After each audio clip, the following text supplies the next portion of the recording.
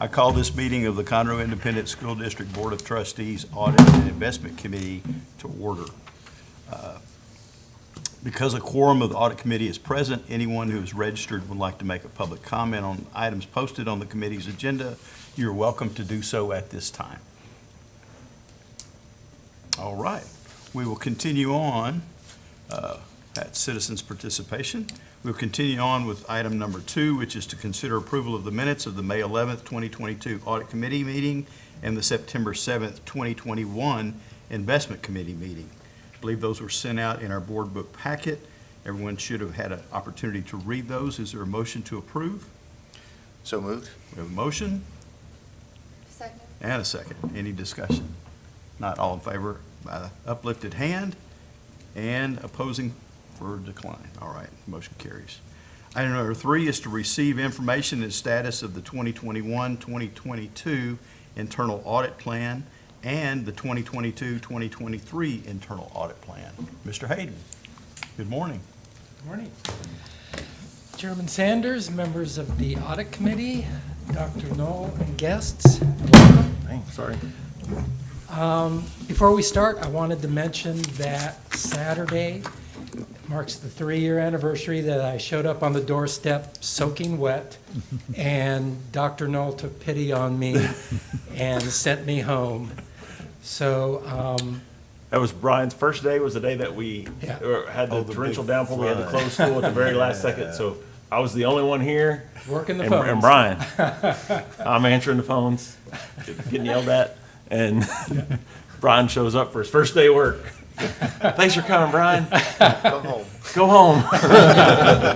If you can. And he was still living in Houston at the time, and I knew Yeah, that. And I was like, still go down in the home while med you center. can. Like, Yeah, So, get back there. wow.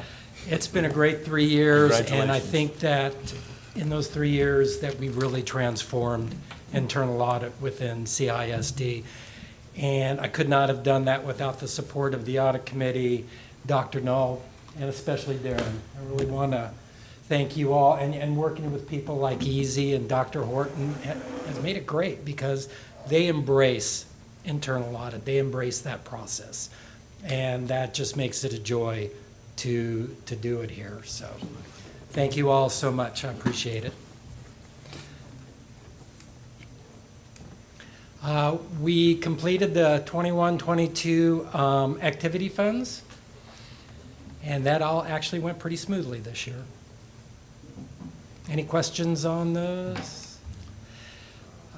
Your favorite band and orchestra instruments. So these counts are from the high school only. They were conducted in May.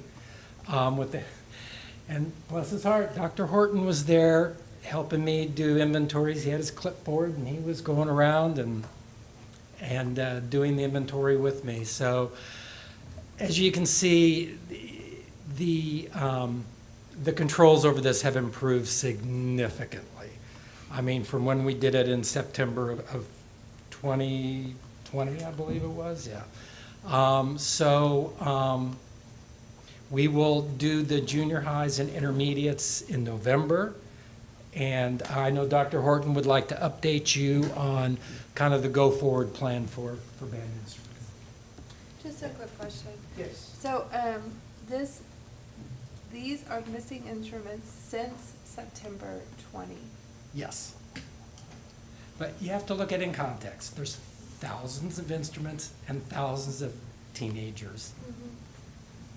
That 22 is not, I mean, we always wish it would be 0, but it's a significant improvement from the 400 that we were missing in that September. But the 400 would be a reflection of, we had never done that before. Right, exactly. Exactly. So is our run rate like about a dozen instruments a year that we lose? Which I wish- doesn't seem so, Ms. Chase, and good morning, everyone. I really do wish we had a better answer for that. The regression analysis piece of, can we have a predictive value of this number? I think we'll find out. And I will say, just to echo a little bit of what Mr. Hayden started, first of all, thank you all for your ongoing support, not only of our students and these programs, but also of helping us find ways to have a better accountability with our publicly owned instruments, materials, and our public responsibility of taking care of those, inventorying them, getting them repaired, removing them when they're no longer viable. All of those processes which are led and executed by humans, and those humans are subject to both error and volatility in terms of staff. So I will say that just like Mr. Hayden said, it bothers me that that number is anything above 0. We have added a significant amount of students, as you're currently aware, but we also have had people move, graduate, disappear, things like that, and so we're always looking for ways to more effectively monitor the ongoing status of those instruments. What we're also looking for is a systematic way to be effective in keeping control, inventory control on a yearly basis as we both maintain our instrument inventory but continue to grow. Because as, again, we're in a season of significant growth. And I'm happy to say that isn't just corporately as a school district growing, but also our programs sort of took a hit in enrollments in 2020, 2021, and they're recovering beautifully in terms of kids coming back to those programs. So that also is good. I will, just a couple of other things to say. Status, sort of zoom in on this a little bit. We actually, for the first time in the past 3 years, have everyone operating in the correct school year with all of their instruments in inventory now at the high school level in band and orchestra, which is a historic first prior to the beginning of the school year. In that time, we've also had 4 new high school band directors come on board. 2 at one campus at the Woodlands High School, where both of the primary directors left in May as we were completing the instrument inventory audit. And to be completely transparent, the new directors cleaned up the unfinished business of the previous directors in 1 day. So that was that. I think that speaks highly to 2 things. One, they understand the validity and the value of the system, but also they're clearly aware that there is a level of accountability that's not been present before. That has filtered down to the junior highs and intermediates, who are all very curious as to when, how, and what is going to happen in the month of November when we begin this process. So I've met with the intermediate band directors and the junior high band directors, the intermediate orchestra directors and the junior high orchestra directors, to share with them what we're going to be doing going forward with inventory control, because it actually has not happened at that level prior to our coordinated efforts. So all that is also to say, I believe that the scope of this process, while not as many as a high school, is far higher, far greater than, because we have 17 intermediate campuses with instruments and 7 junior high campuses with instruments. So we have a good plan for again, sharing with them the parameters of what we will be doing, giving them options to schedule those so that we can do that in such a way that is minimally disruptive to instruction, because that's of the highest priority, but also gives them some opportunity to get their mind around what they'll be doing, since they've never done it before. So there are lots of them with lots of questions right now, and we're doing our best through these ongoing meetings to address those so that we have a better, I like your word, runway, to get this process started with the 5th through 8th grade band directors and orchestra directors than we did with the 9th through 12th grade band and orchestra directors. Dr. Horton, do you feel like the controls that have been put in place now regarding inventories of instruments has been well received, and that you expect accountability to continue to grow and increase? Yes, sir. I could cite a couple of specific reasons why, Mr. Sanders. First of all, they're now asking us about it as opposed to us asking them. So the word is on the street that this is an ongoing thing, okay? Secondly, we actually, until we got some things cleaned up this year, we held off critical needs purchases for programs that had unresolved issues. And in some cases, that was up to, Darren, I'm thinking almost 2 months that we held off on those purchases while they were getting their instruments, their inventories squared away and the accountability factor completed. So I do believe that they are effective. I do believe that they're well received. I do believe that everyone understands that this level of accountability is our responsibility. It's our duty. Thank you. Certainly. Did these come from a mixture of the campuses, or did you see one campus in particular?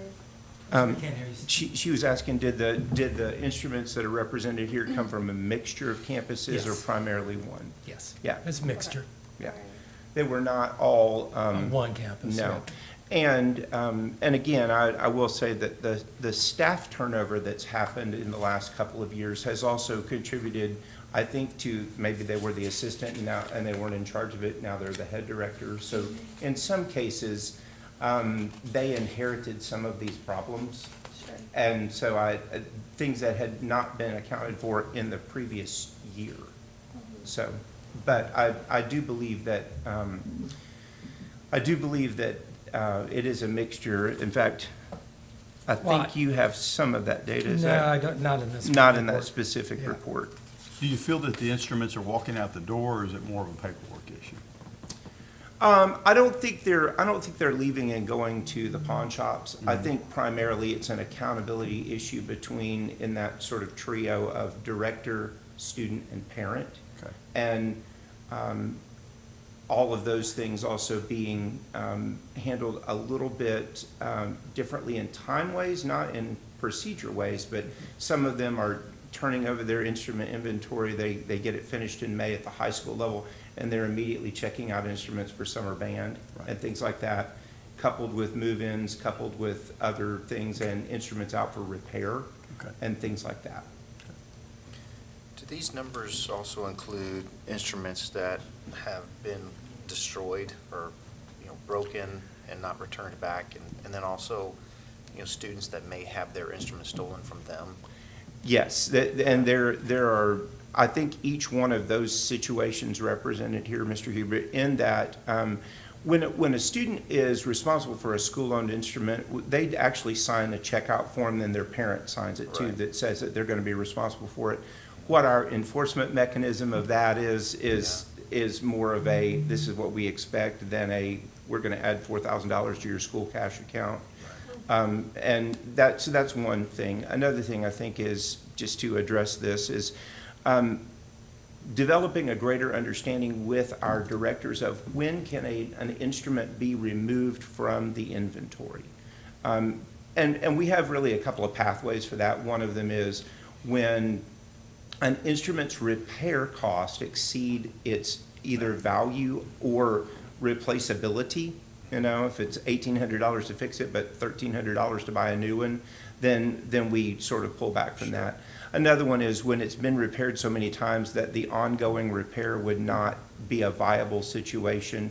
And so I think that's a part of it, is how and when do we remove instruments? Because one of the unintended consequences of this is everyone's become like, I know that's only got 6 keys left on that saxophone, but it's on the inventory, so it's staying here. And we're like, don't keep it on the inventory because you can't use it. Yeah, I think that's one of the advantages of actually doing the physical inventory, is we found instruments that, why is this on your inventory? It's not workable. It should be. So yeah. we were able to weed out some instruments that should not have been on the inventory in the first place, just because they were so old. Good.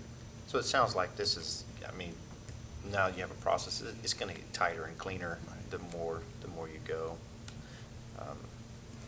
Yeah. And everyone seems mindful of Right. what the process is going forward.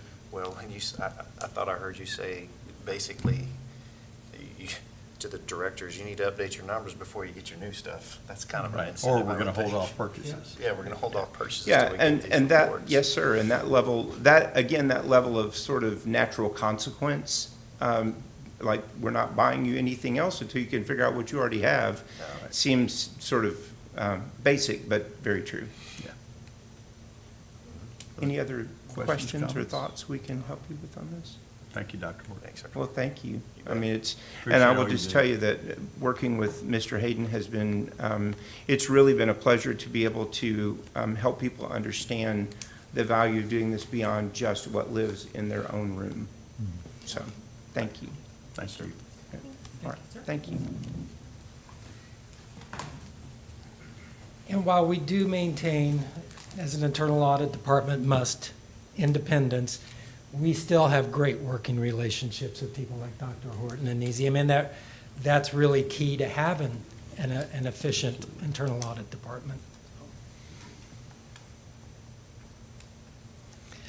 Next up is facility rentals. We broke this out from the maintenance audit just because the main maintenance audits has so much data that we're having to go through that we just wanted to kind of slice off this to make the other audit more manageable. So what we did is we just went through the data again, looked at all the rentals, the policies, and what we found was that it's well run. It's just we haven't raised rates since 2017. And I think, as we all know, costs have gone up. So I just think that that is something that we need to consider going forward. Any questions on that?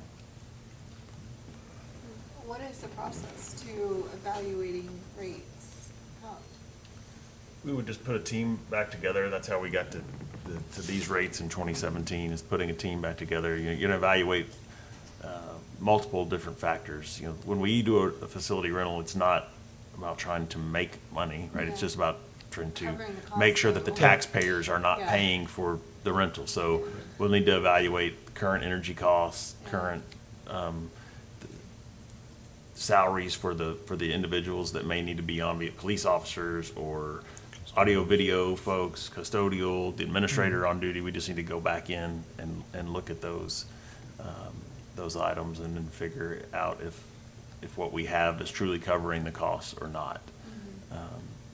And you know, you think about our facilities, there's a wide range, right? From a football stadium to a classroom and everything in between. And so we'll just need to evaluate all those again.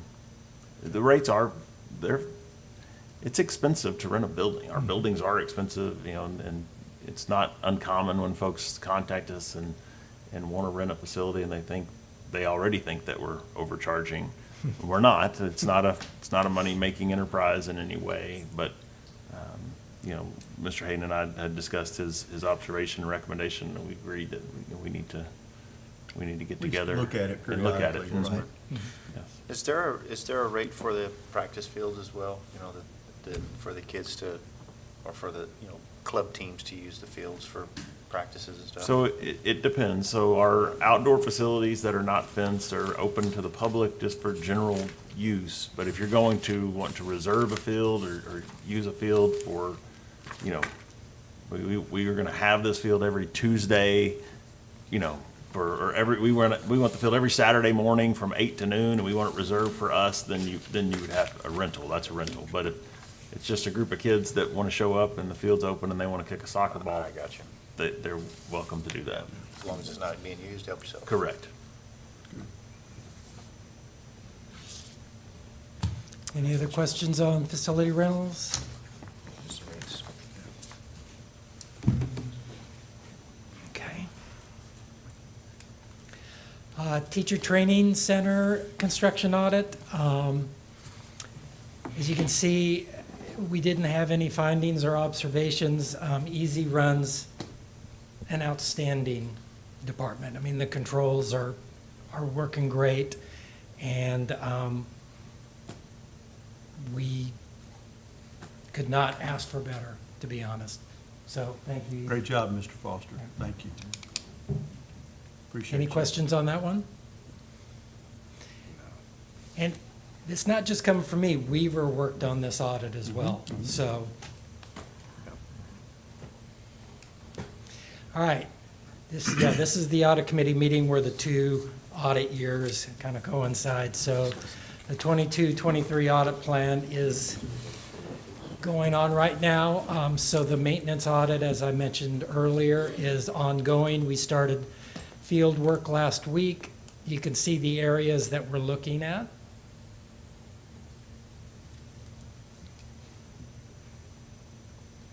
And Weaver is assisting on that as well. It's a big audit. It's a huge audit. Yeah. We have the 7 months of our audit period, we have 40,000 work orders that we're going through. So, yeah. Is there a- So I'm sorry. remaining, going Question forward. real quick. Sure. Go back to that page. Is there, because we still have bond money out, is there any reason to audit bond money that's left over, or, what it's being used for, or any of that kind of stuff? No, that's not Okay. part of this audit. I know it's not part of it, but has that ever been a consideration to audit to make sure that? Certainly can do that. I don't know if we need to or not. More of a general question. Like, Yeah. is there? What's the risk? The risk is that it's used for something other than what it was. allotted for, something like that? Mhm. Like a line item coming out to be used for something that wasn't part of a Well, we have the bond. schedule each month in the bond meeting, that shows the original proposed Mhm. budget by campus and activity. I'm just I'm trying thinking to sound it through out too. yeah. My thought is no, Yeah. but I thought this would be a good opportunity to just at least ask. That may be a good audit for next year's, it's just to go through the bonds and the different departments. Okay. I'm not asking if I was just. Yeah, that's a fair question. Many of the projects are audited, Yeah. with Yeah. all audited, Yeah. and so it may be just more of a, even if it's not a full audit, just a global look at Right. when and how are because those are primarily just large checks, or, in general, into big projects. So if it's, 40 million allocated to this elementary, and then that elementary was audited in its construction on its own, then it might be a fairly simple thing just to line out exactly how it was spent, as a retrospective look back. This is how it was allocated in the, during the bond election process. We said we were gonna spend it in these categories, and then this is how it actually was spent. Yes. That was. Because especially now, I think, in Easy would mention this, we know is the construction projects early in our most recent bond, we were able to come in a little under budget. And now these on the back end are coming over budget. So I think that's what you will see, is that there were savings early. Those savings were then applied to the Cost projects, on the back end to Sure. make sure that we could get them all completed. It helps us tell our story of how Mhm. efficient we are as Sure. a district. Fair enough? On the scope for the preventive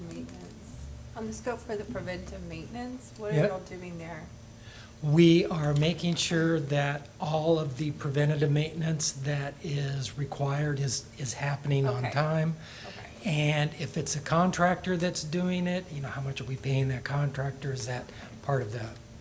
So more about has the maintenance happen and less about the logic to decide when preventative maintenance is required? Exactly, because I don't think internal audit I couldn't tell you Wouldn't how that be often great a if you could do boiler that? needs preventative maintenance. So, yeah, we have to depend on the timeline that maintenance gives us. And that comes from the manufacturer as well.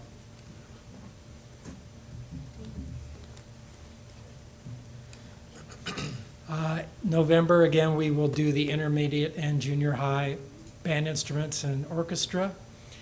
Child nutrition, This will be a smaller audit, it'll just be internal audit. Cash controls, inventory controls, and just compliance with regulations. We know child nutrition gets audited by the state, by the feds, so we just really want to, the cash controls and the inventory controls be the focus.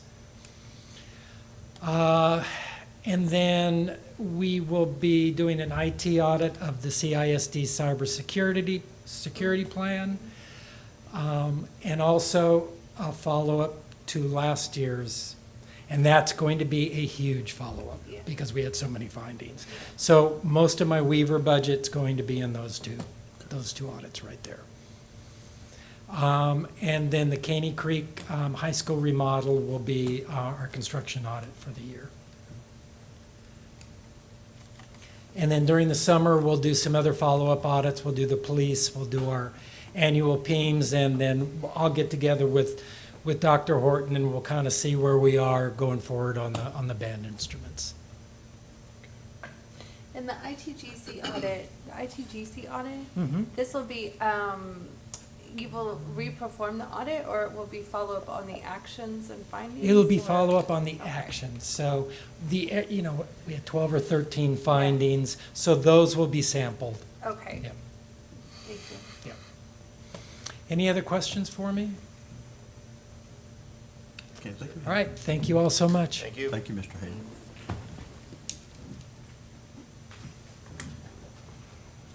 All right, we'll transition into our investment discussion. Ms. Garza, good morning. Good morning, Chairman Sanders, members of the committee, Dr. Knoll. It is my pleasure this morning to present our annual investment update. Just taking a look at our agenda for today, we'll look at our current investment strategy, look at the general fund portfolio composition and interest revenue from 2018 through 2022. And then we'll look at a snapshot of our current combined portfolio for all funds, and then we'll look at some benchmark analysis and then take any questions or comments that you may have. So our district's investment strategy is to invest our current operating funds in the state investment pools. We currently participate in 3 separate pools, to invest in Wood Forest National Bank, in commercial paper, and then short-term and government securities that have a maturity of 1 year or less. We also have $50 million of our general fund unassigned balance that is managed by TCG Investment Advisors, and they have created a 36-month investment ladder for us. This is our general fund portfolio composition for the last 5 years. Our balance at 8/31/22 was just over $201 million. You will see some notable changes by category in the 22 column versus the 21 column. The first one that I'll highlight is in the navy blue. That is our treasury securities. We currently have $47.1 million in the treasury securities category.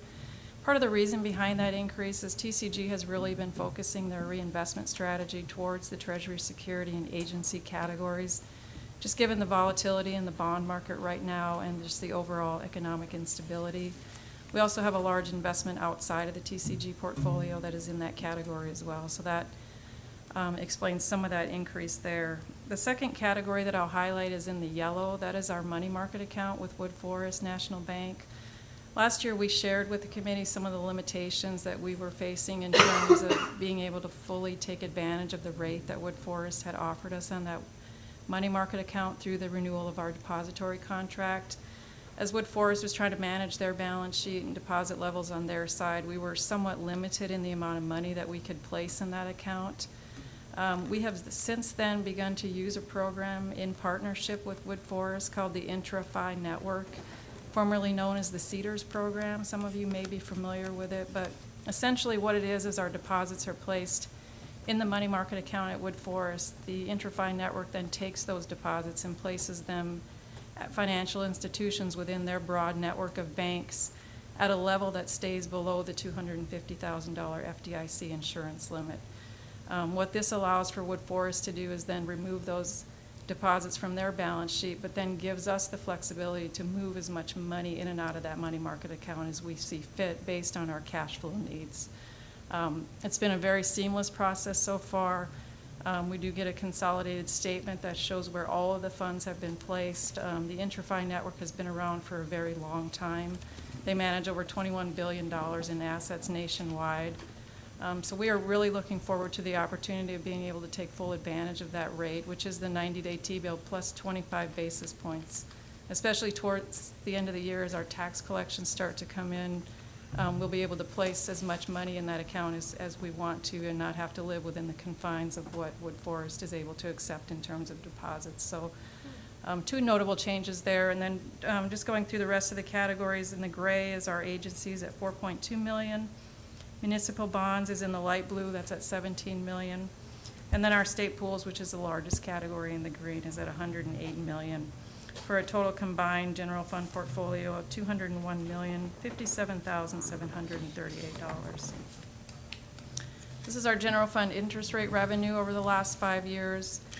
We will be looking at just shy of $1.5 million for fiscal year 21-22. We did increase the interest rate revenue budget in the general fund by $2.5 million in the current fiscal year, just in anticipation of rates continuing to rise. So we will continue to monitor that. And this is a snapshot of our combined investment portfolio as of 8/31. This includes all funds, the general fund, the debt service fund, capital projects, our self-funded insurance. Total portfolio is at $622.8 million by category. Treasury securities are $47.1 million of that. Agencies, $4.2 million. Money market account, $23.8 million.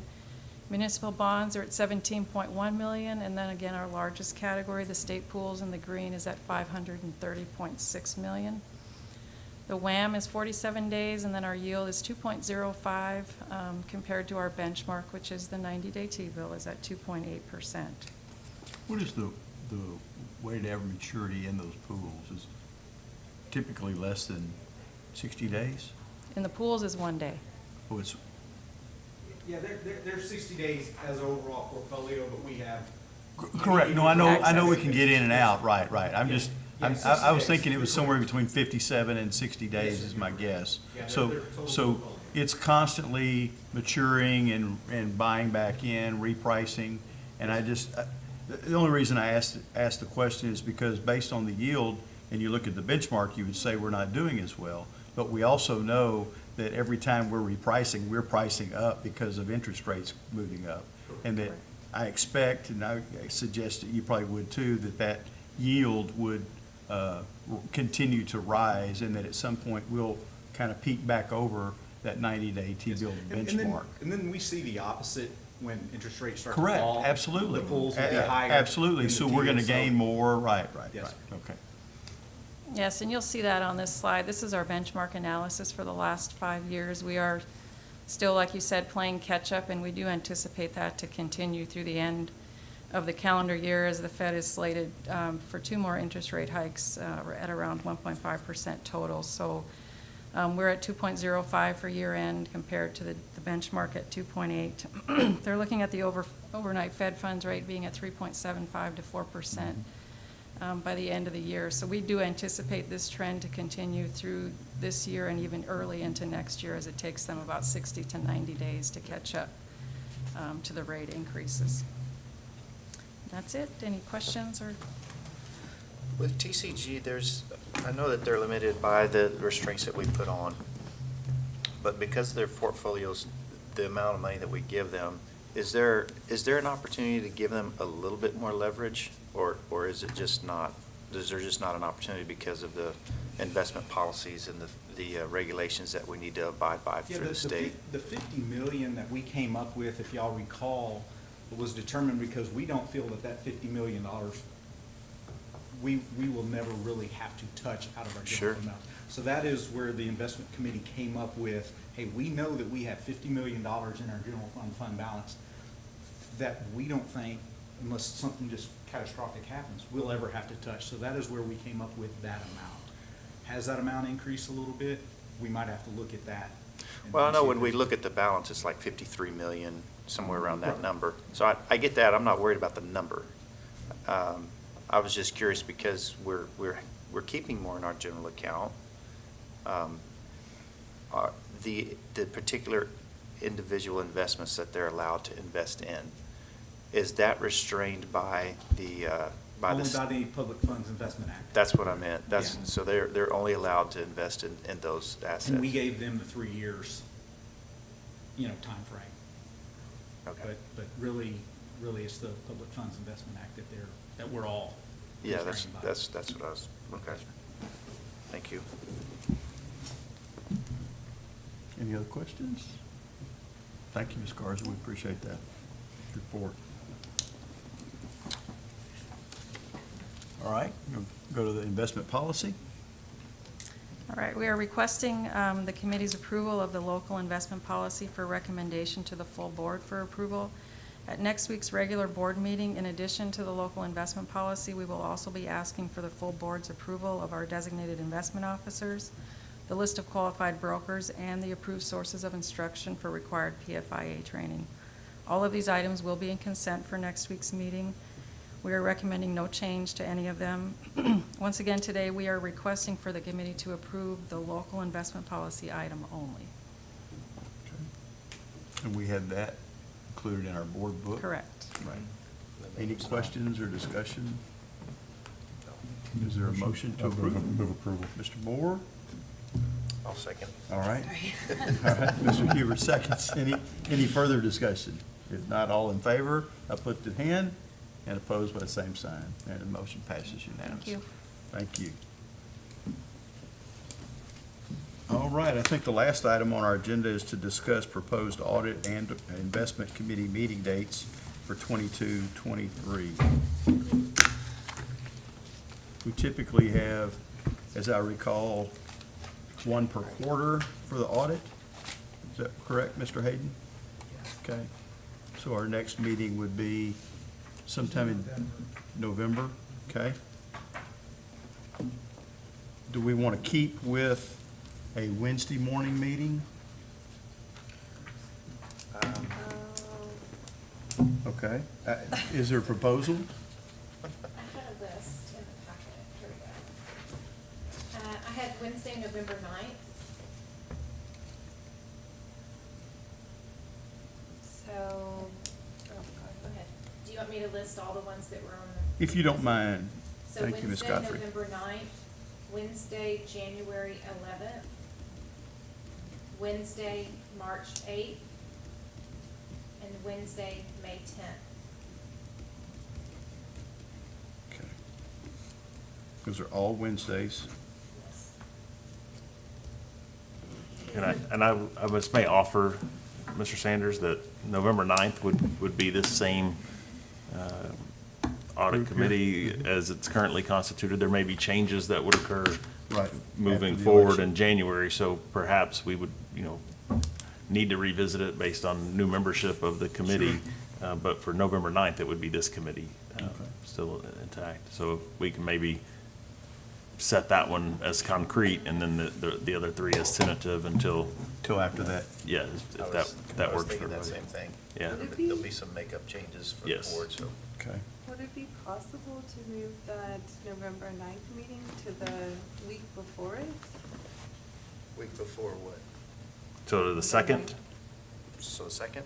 Or other days in that week if Wednesday is not?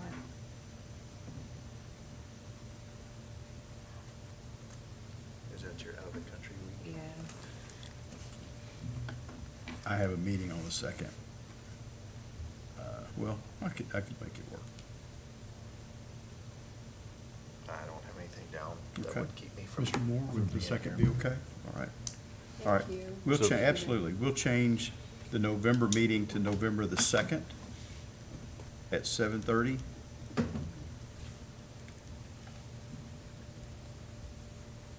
And then we'll just leave the others for now? Yeah. Is that okay? Until we kind of have a better discussion. All right. that'd be great. Okay. With that, we'll just consider that to be an approval by our committee. Any other items on our agenda today? If not, our meeting is adjourned. Thank you for being here. Thank you all. 8:10.